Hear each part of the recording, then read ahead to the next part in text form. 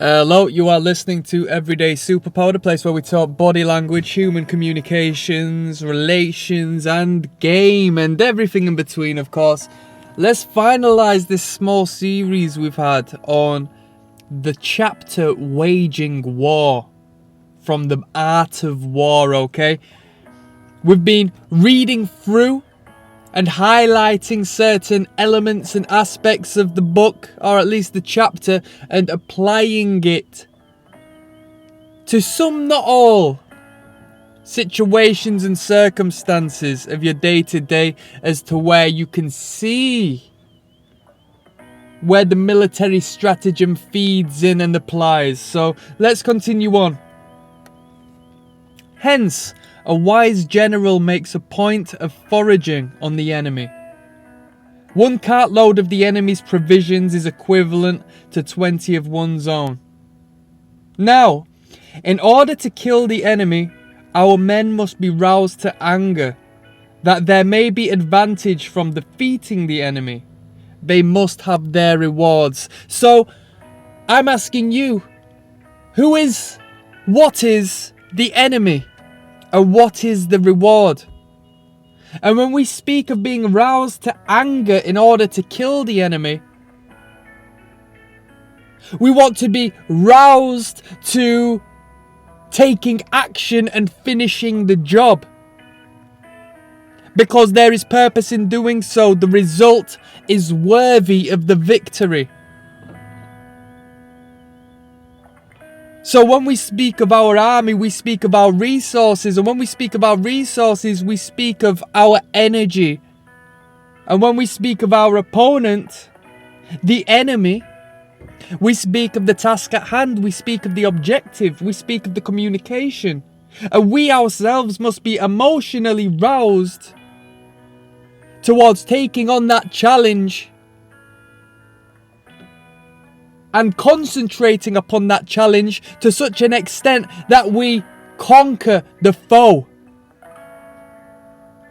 And as we spoke of the other chapter, or the same chapter but the other video, we must do so without prolonging the battle longer than it should be. We must conquer it with speed. We must fall like a lightning bolt and tick the box so we can then declare war, wage war on the next enemy. In war then, let your great object be victory, not lengthy campaigns. The be-all and the end-all is victory. If something can be done in 1 day, you should do it in 1 day, not 1 week. We are more powerful when we concentrate our forces as opposed to spread our forces thin. As when we spread our forces here, there and everywhere, we are powerful nowhere.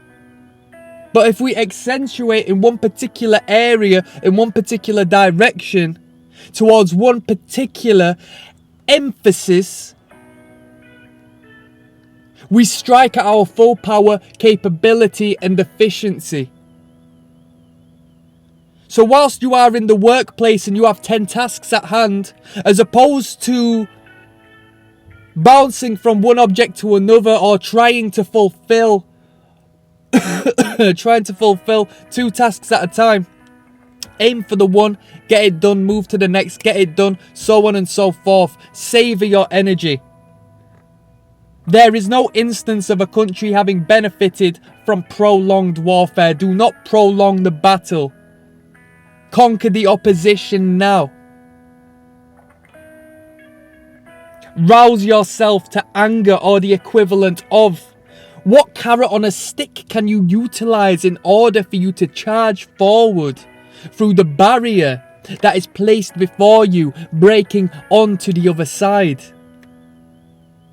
If you want to be a professional football player and you know you have a long journey before you, how do you rouse yourself to the emotional state that provokes you to conquer what you need to do so in order to defeat the task at hand? You must have your reward. What is your reward?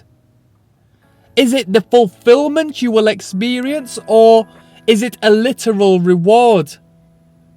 In the long run, the reward is success on a grand scale, financial reward, merit, excellence, historic value. Right? But if you don't receive that now, how do you apply that short-term victory and apply it to a whole scale that this is my challenge, my war? I need to succeed in this training program for this one day. We will not look at it as prolonged warfare. We will look at it as step number one. The war has been waged. I need to get past day one and succeed so I can then apply my sights on the next enemy, which is day two. We take it a day at a time, challenge at a time, conquer and breaking through, developing momentum. And as we continue to challenge ourselves, the challenge gets no easier. The mental elements of having to push and push, such as a weightlifter who must continue to lift more and more, never ever finding comfort within the realm, yet without you even being consciously aware, naturally you develop strength and you build forward above and beyond those who are prolonging their situation. You have roused yourself with an idea, with a perspective on your future as to where you're going to be. You have visualized the result. You see you as you are in a week. You see you as you are in 10 weeks, 1 year. You have roused yourself to the emotional state necessary to destroy the opposition. And that opposition is the challenge at hand. It's the art of war. Life is war. Everything is war. It's combat. Just indirectly psychological. There are battles that take place from day to day. They just don't tell you that they are battles. Getting out of bed is a battle. To what speed do you get out of bed? There is no instance of a country having benefited from prolonged warfare. In order to kill the enemy, getting out of bed, you must be roused to anger. What is your purpose? How are you going to feel if you stay in bed again? You know?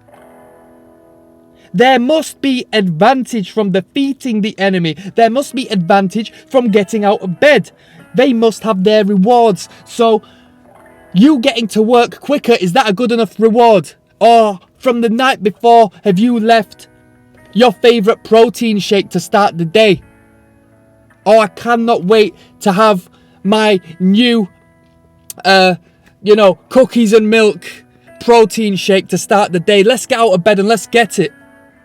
Are you roused to emotion through the idea that your literal opponent, somebody in business opposing you, somebody who also wants to be a professional footballer, basketball player, streamer, they're up and they're going to start doing it right now?